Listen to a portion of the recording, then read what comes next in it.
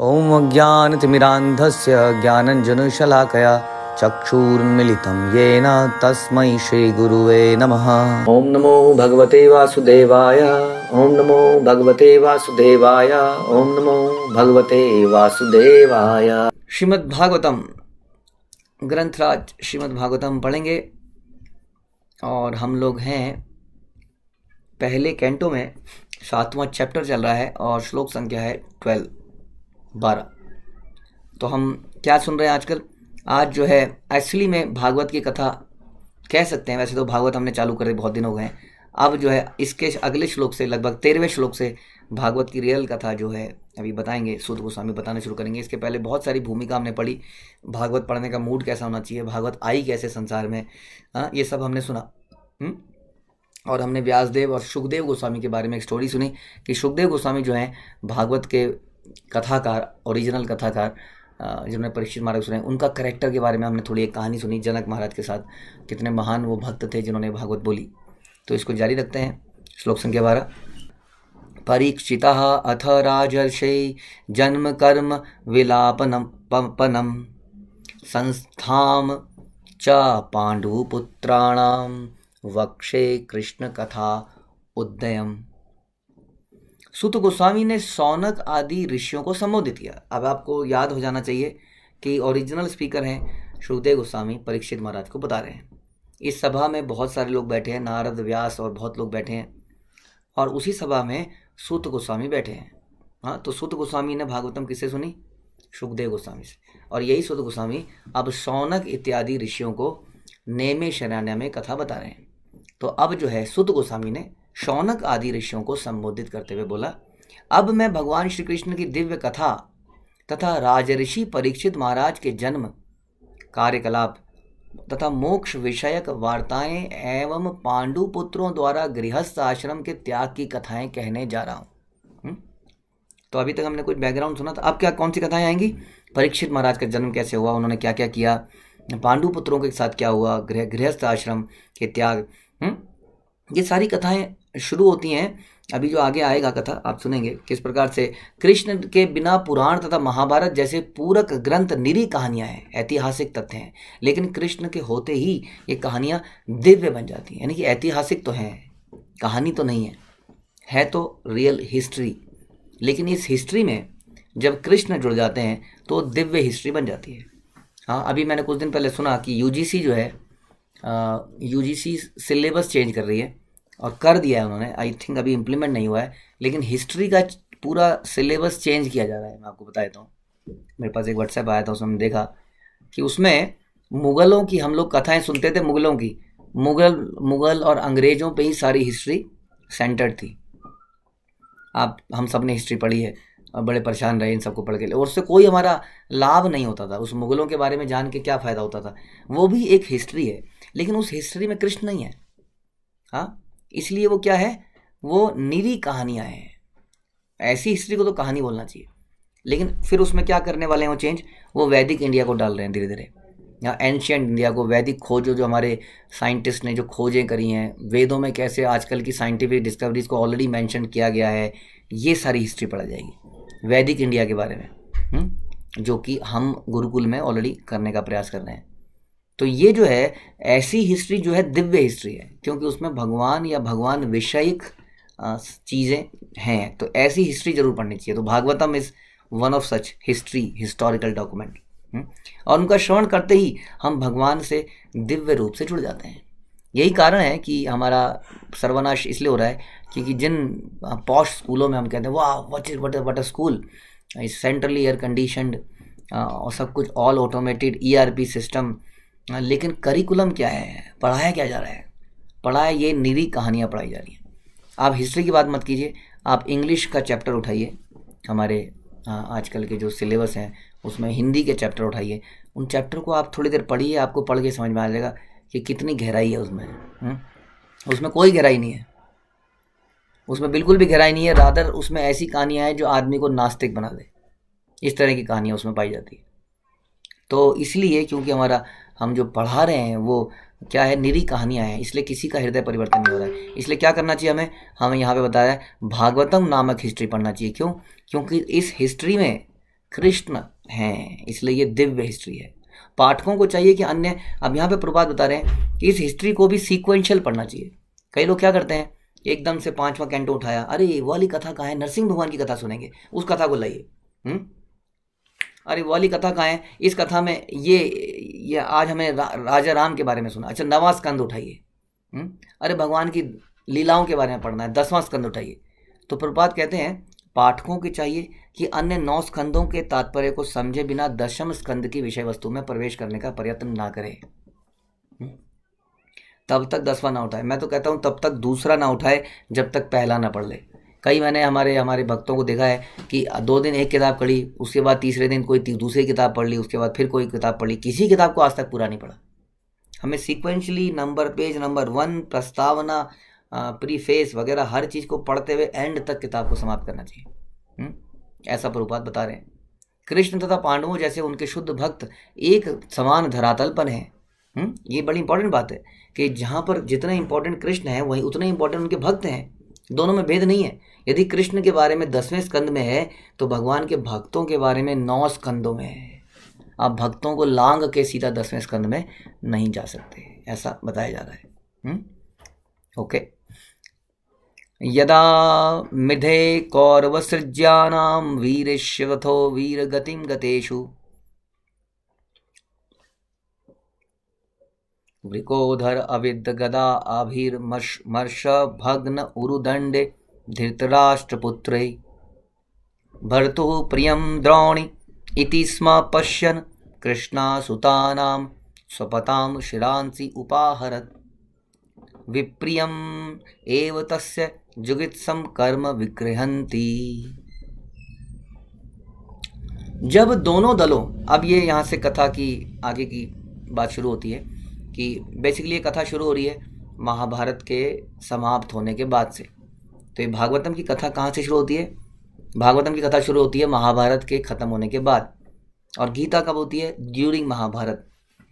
तो गीता ड्यूरिंग महाभारत की कथा है और भागवतम में उसके बाद की स्टोरीज। हालांकि ऐसा नहीं है कि भागवतम में उसके बाद की स्टोरी है, क्योंकि भागवतम में कई पुराने कल्पों के बारे में इधर उधर बहुत सारी स्टोरीज आएंगी, लेकिन अभी जहाँ हम शुरू कर रहे हैं उसकी बात करें तो जब दोनों दलों अर्थात कौरवों और पांडवों के अपने अपने योद्धागण कुरुक्षेत्र के युद्ध स्थल में मारे जा चुके थे, दोनों तरफ के मारे जा चुके थे, और मृत योद्धाओं को उनकी इच्छित गति प्राप्त हो गई।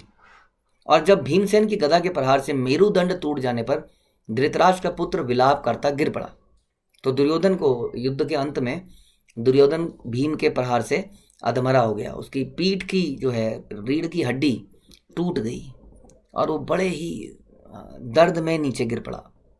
तो तब का है, दोनों सेनाएं मारी जा चुकी हैं, दोनों तरफ के लोग मारे जा चुके हैं। तो द्रोणाचार्य के पुत्र अश्वत्थामा ने, देखिए क्या सोचा उसने क्या छल किया। उसने सोचा मैं अपने मालिक को प्रसन्न कैसे करूं, उसकी रीढ़ की हड्डी भी टूट गई है। ऐसा करते हैं लोग, जैसे कि हिरण्यकश्यपु के मारे जाने पर हिरण्यकश्यपु के जो साथ के लोग थे उन्होंने कहा अरे ये कौन आया, हमारे मालिक को मारा इसने। और सारे भगवान नरसिंह देव की तरफ लपके और नरसिंह देव ने अपने नाखूनों से सबका समाप्त कर दिया। तो द्रोणाचार्य के पुत्र जो है अश्वत्थामा, द्रौपदी के सोते हुए 5 पुत्रों के सरों को काट दिया। यानी कि युद्ध में तो आमने सामने की लड़ाई होती है, ऐसी लड़ाई तो आजकल होती है छुप छुपा के। तो युद्ध के नियम है कि आप आमने सामने लड़ेंगे और 1 to 1 लड़ेंगे। ऐसा नहीं है कि मैं इससे लड़ रहा हूँ तो मैं किसी और 2 लोग लड़ रहे हैं उनके बीच में जाके बाण मार दूँ, मतलब 1 to 1 लड़ना होता था।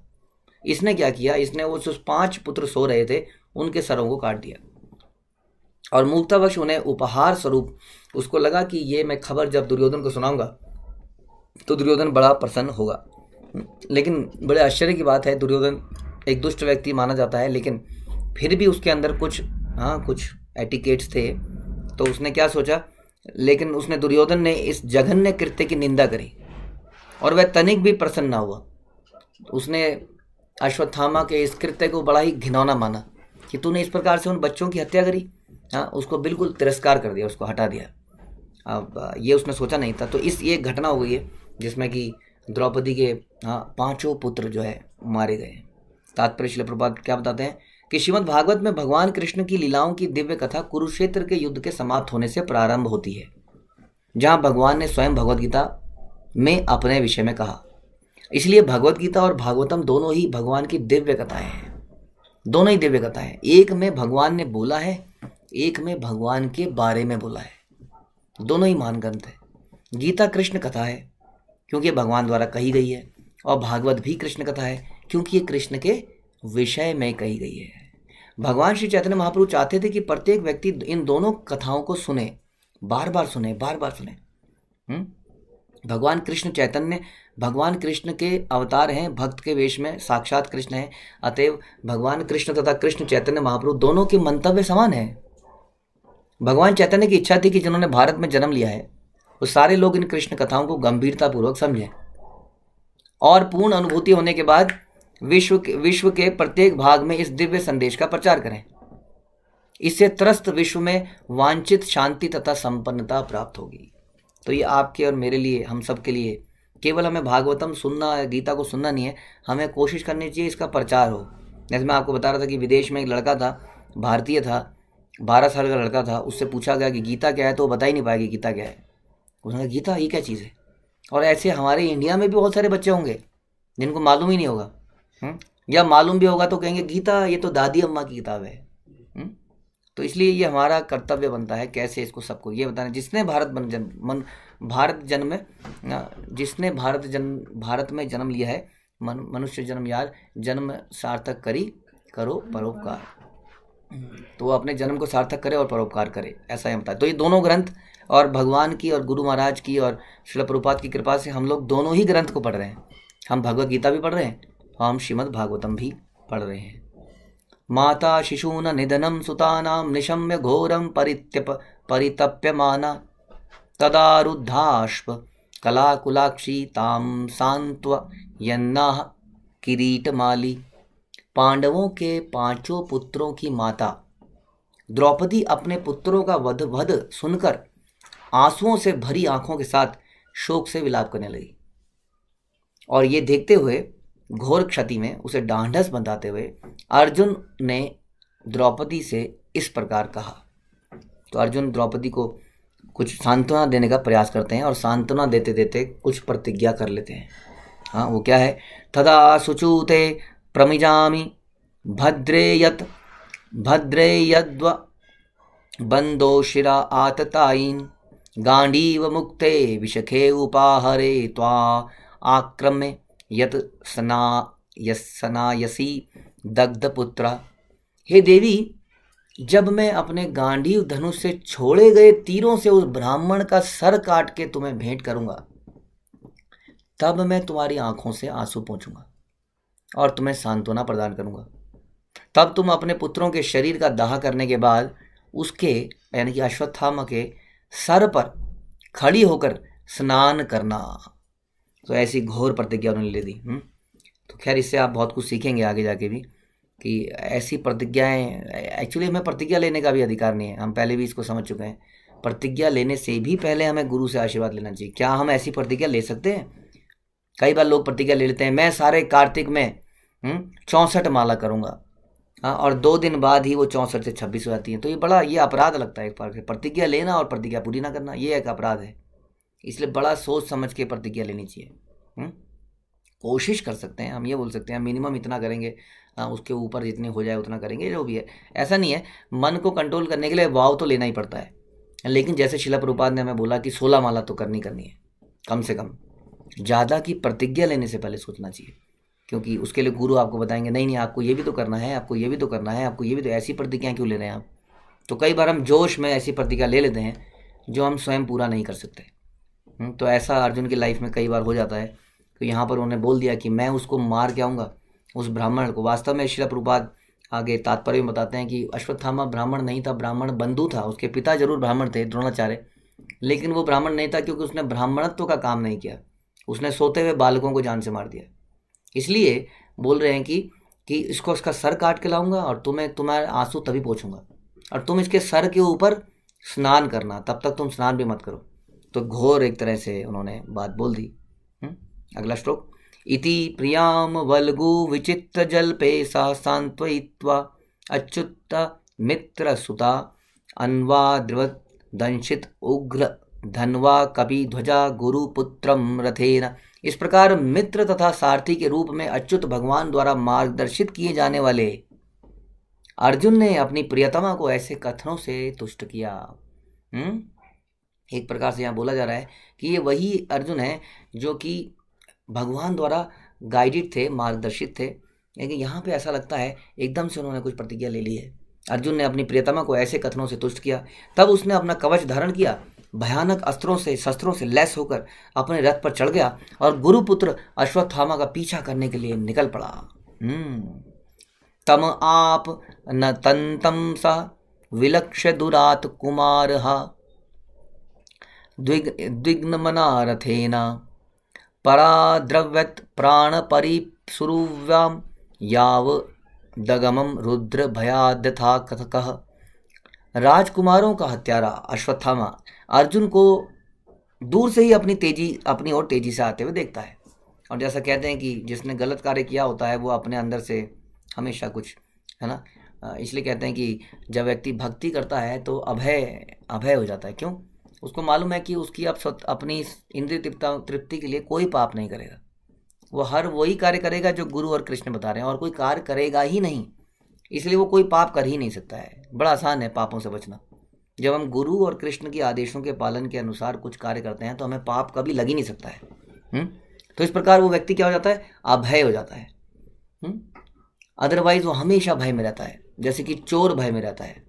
पुलिस को देखते ही अभी लोग सोचते हैं इनकम टैक्स की रेड ना पड़ जाए, पुलिस वाला ना आ जाए, ये ना हो जाए, वो ना हो जाए, क्योंकि हमने कुछ गलत काम किए होते हैं तो हमें हमेशा भय लगा रहता है। तो अश्वत्थामा भयभीत था, अंदर से जानता था कि उसने कुछ कर दिया है जोश जोश में, हाँ, इसलिए वो तेजी से भागा।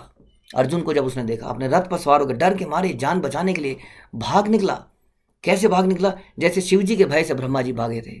और इस प्रसंग में श्रील प्रभुपाद बताते हैं, वैसे तो दो कथाएं हैं लेकिन एक कथा अगर हम बताएं तो यही है कि एक बार ब्रह्मा जी को अपने क्रिएशन से अट्रैक्शन हो गया। किससे? उन्होंने कन्या की उत्पत्ति करी और उस कन्या से अट्रैक्ट हो गया, और उस कन्या को हासिल करने के लिए वो उसके पीछे भागे, और शिव जी को देख के बड़ा दुख हुआ और वो ब्रह्मा जी को मारने के लिए एक तरह से भागे। तो जैसे ब्रह्मा जी भागे थे, बता रहे हैं, एक रेफरेंस दे रहे हैं, उसी तरह से अश्वत्थामा भागा। यदा अशरणम आत्मानम एकक्षेत श्रांत वाजिनम अस्त्रम ब्रह्म शिरः मैने आत्मत्राणम दुज आत्मज। जब ब्राह्मण के पुत्र अश्वत्थामा, इसलिए बार बार बोला जा रहा है, यहाँ पे क्लियरली बोला जा रहा है ब्राह्मण के पुत्र अश्वत्थामा, ये नहीं बोला जा रहा ब्राह्मण अश्वत्थामा, ब्राह्मण बंधु। जैसे कि हम अक्सर डिस्कस करते हैं, कोई जात से ब्राह्मण नहीं बनता है, कर्मों से बनता है। तो इसके पिताजी तो ब्राह्मण थे, लेकिन ये ब्राह्मण नहीं बन पाए कि इसके कार्य ब्राह्मण के नहीं थे। इसलिए ब्राह्मण के पुत्र अश्वत्थामा ने देखा कि उसके घोड़े थक गए और पीछे से उसकी मृत्यु अर्जुन उसकी तरफ आ रही है, तो उसने सोचा अब क्या करा जाए। हाँ, तो उसके बाद कोई और चारा नहीं था। उसने अनंतिम अस्त्र ब्रह्मास्त्र का प्रयोग किया, जो कि आणविक एटॉमिक बॉम्ब जो आजकल हम बनाते हैं, फेंकते हैं, बना रहे हैं, वो बम उस वक्त ऑलरेडी इन्वेंटेड थे। तो उन्होंने ब्रह्मास्त्र का प्रयोग करने के अतिरिक्त और कोई विकल्प उसको समझ नहीं आया। तो एक लास्ट ही विकल्प है, क्योंकि एक ये ऐसा अस्त्र है, और अक्सर इसको उस जमाने में क्या होता था कि ब्रह्मास्त्र को छोड़ने के बाद उसको रोकने की शक्ति भी लोगों के अंदर थी, जो कि आज की डेट में नहीं है। आज की डेट में हमने एक बार ब्रह्मास्त्र यानी कि एटॉमिक बॉम्ब कहीं गिरा दिया तो उसके बाद उसमें जो रेडिएशन निकलते हैं उसको रोक सकने की हमारी कोई क्षमता नहीं। उसके बाद तो वो अपनी जब धीरे धीरे समाप्ति होता है। तो अश्वत्थामा ने सोचा कि अब कोई चारा नहीं है मेरे पास, अब तो मुझे ये करना ही पड़ेगा। अतः उपस्पर्शे सलिलम संदधे ततः समाहितः अजानन अपि संहारम प्राण कृष्णे उपस्थिते। चूंकि उसके प्राण संकट में थे, अतः उसने अपने को पवित्र करने के लिए जल का स्पर्श किया और ब्रह्मास्त्र चलाने के लिए मंत्रोच्चार में अपना ध्यान एकाग्र किया। यद्यपि उसे इस अस्त्र को वापस लाने की विधि ज्ञात नहीं थी, उसे पता नहीं था कि इसको रोकना कैसे है। तो अश्वत्थामा को ये नॉलेज नहीं थी, लेकिन अर्जुन के पास ये विद्या थी। तो अश्वत्थामा ने क्या किया? ब्रह्मास्त्र चलाने से पहले भी क्या किया? अपने को आचमन किया, मंत्र उच्चारण किए। कितने इंपॉर्टेंट थे मंत्र। ये मंत्र कोई साधारण, इसलिए शब्द ध्वनि जो है ना बड़ी दिव्य होती है। इसी तरह से हम लोग भी हरे कृष्ण महामंत्र का जप करते हैं। कई बार लोग कहते हैं केवल मंत्र जपने से ऐसा कैसे हो जाएगा? जब मंत्र जपने से ब्रह्मास्त्र छोड़ा जा सकता है जो सारे संसार का विनाश कर दे, तो मंत्र जपने से मैं अपने हृदय को भी साफ नहीं कर सकता। सारी संसार में बुराइयां मेरे हृदय से स्टार्ट होती हैं, क्योंकि मेरे हृदय में गंदगी है। इसीलिए मेरे को हमेशा दूसरों में कमियां दिखती है, इसीलिए मैं हमेशा अक्सर दुखी हो जाता हूँ, क्योंकि मेरी इच्छाएं पूरी नहीं हो पाती हैं जो मैं इच्छाएं रह के बैठा होता हूँ। तो ये मंत्र जो है हरे कृष्ण महामंत्र बड़ा ही दिव्य मंत्र है, इसको हम महामंत्र कहते हैं। ये हृदय की कलुषित विचारों को जो हम संतुष्टि नहीं मिल पा रहे, हमें परम संतुष्टि देता है। तो ये मंत्रों में बड़ा दम है। हम वैदिक शास्त्रों में यदि आप पढ़ेंगे, बहुत सारे ग्रंथ हैं जो कि अस्त्र शस्त्र के बारे में बताते हैं, उसमें कई सारे मंत्रों से ही ये बाण इत्यादि चलते थे। ये केवल बाण कोई लोहे के बाण नहीं होते थे, ये दिव्य अस्त्र होते थे। आप जानते ही हैं भगवान राम ने किस प्रकार से रावण को इतने सारे बाण मारे लेकिन वो मरा नहीं। आप जानते ही हैं इस बात को कि कैसे वो मरा। और विश्वामित्र का दिया हुआ मंत्र वो जो था, जिसने उसके हृदय से अमृत को सक कर लिया, सोख लिया, उस मंत्र का आह्वान किया राम जी ने, प्रार्थना करी, उस मंत्र को जब मारा तो रावण का अंत हो गया। वही रावण पहले नहीं मारा जा रहा था। इसलिए मंत्रों में बहुत शक्ति है। ये जो ध्वनि में है ना, शब्दों में बड़ी शक्ति। आप जानती हैं किसी को गाली दे दो तो कैसा तिल मिलाने लगता है एकदम से, तूने कैसे बोल दिया, तूने ऐसा कैसे बोला। हाँ, बड़ी ज़बरदस्त फाइट हो जाती है। कितनी शक्ति है इन शब्दों में। ये तो यूजलेस शब्द हैं। जब हम दिव्य शब्दों का उच्चारण करते हैं तो उसका इम्पैक्ट भी दिव्य होता है। इसलिए इस बात को समझिए। तो उसने ब्रह्मास्त्र का ध्यान किया, अपने को आचमन की शुद्धिकरण किया पहले। हाँ, उसके बाद उस मंत्र का अस्त्र को उसने छोड़ने की प्लानिंग करी। ततः प्रादुष्कृतं तेज प्रचंडम सर्वतः दिशम प्राण आपदम अभिप्रेक्ष विष्णुम जिष्णु उवाच। तत्पश्चात समस्त दिशाओं में प्रचंड प्रकाश फैल गया, ब्रह्मास्त्र छोड़ दिया गया। इसका कुछ कुछ लक्षण आप देख सकते हैं कि जब इस संसार में भी बम छोड़े गए, आपको दिख सकता है। कई बार हम देखते हैं टीवी में वगैरह में कैसी प्रचंड अग्नि निकलती है। और सोचिए जब परमाणु बम फेंके जाते हैं तब तो क्या होता है, बहुत तेजी से उसकी रेडिएशन आगे जाती है, और जहाँ जहाँ रेडिएशन जाती है वहाँ वहाँ सर्वनाश हो जाता है। तो ऐसा प्रचंड प्रकाश फैल गया, या इतना उग्र था कि अर्जुन को अपने प्राण संकट में जाने लगे। उसको लगा अब क्या करूं, मैंने तो प्रतिज्ञा ले ली है। यहाँ तो मामला उल्टा हो गया, अपने ही प्राण संकट में आ गए। अतः उसने भगवान कृष्ण को संबोधित करना प्रारंभ किया। ये सबसे बढ़िया बात करी। हमसे गलतियां हो जाती हैं, हर व्यक्ति से गलती होती है। आप जानते हैं किससे गलती नहीं होती। हम सुनते हैं इंद्र जो है रोज ही कोई ना कोई गलती करते हैं, लेकिन भगवान का फिर भी इंद्र प्रिय है, फिर भी भगवान इंद्र की ही सपोर्ट करते हैं, क्योंकि वो कार्य कर रहा है भगवान का, भगवान की सेवा कर रहा है। उस सेवा को करने में उससे गलतियां हो जाती हैं, और गलती करने के बाद वो फिर से भगवान के चरणों में गिर जाता है और क्षमा मांगता है, प्रयास करता है ठीक होने का। तो इसलिए हमारे से भी बहुत सारी गलतियाँ होती हैं, हम उसको रियलाइज़ करें, इंट्रोस्पेक्ट करें और भगवान और गुरु के चरणों में गिर जाएँ। यही हमारा दायित्व है, कर्तव्य है, यही हमें करना चाहिए। तो अर्जुन ने कुछ प्रतिज्ञा ले ली थी, अब क्या करें, ले ली तो ले ली।